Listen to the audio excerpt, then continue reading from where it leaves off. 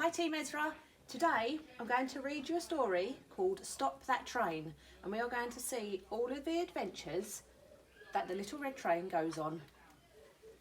Duffy Driver drove the little red train out of the engine shed. "Hey, sleepyhead," shouted Jack the guard, "don't forget your trucks." But the little red train set off down the line and disappeared behind some flats. Huff, chuff, huff, chuff, huff, chuff. "Come back, Featherbrains," cried Jack, jumping on his motorbike. But the little red train rattled over a metal bridge, clunkety-clank, clunkety-clank, and Duffy didn't hear him. Here he goes.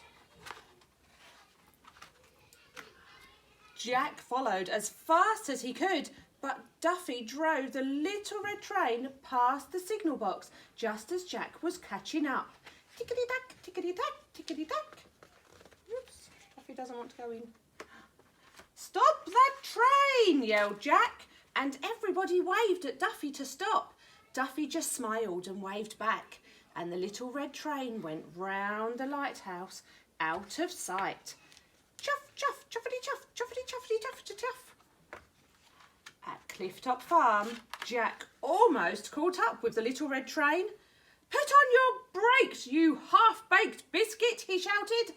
But Duffy couldn't hear above the clickety-clack of the wheels on the track, and he drove through the farmyard and away. The little red train disappeared into the woods. Jack raced up the road to try and get in front. Vroom! He's gone. At last, Jack was ahead of the little red train. He jumped off of his motorbike and switched the points. "On through the tunnel and you'll soon be home," he called out as the little red train sped by. But Duffy blew the whistle and he never heard a thing. Woo-wee! Jack took a shortcut back to the sidings. "Beat you home," he said. The little red train drove round some carriages and Duffy still didn't see him. Huffety-chuffety, huffety-puff. What a surprise! Duffy was home again.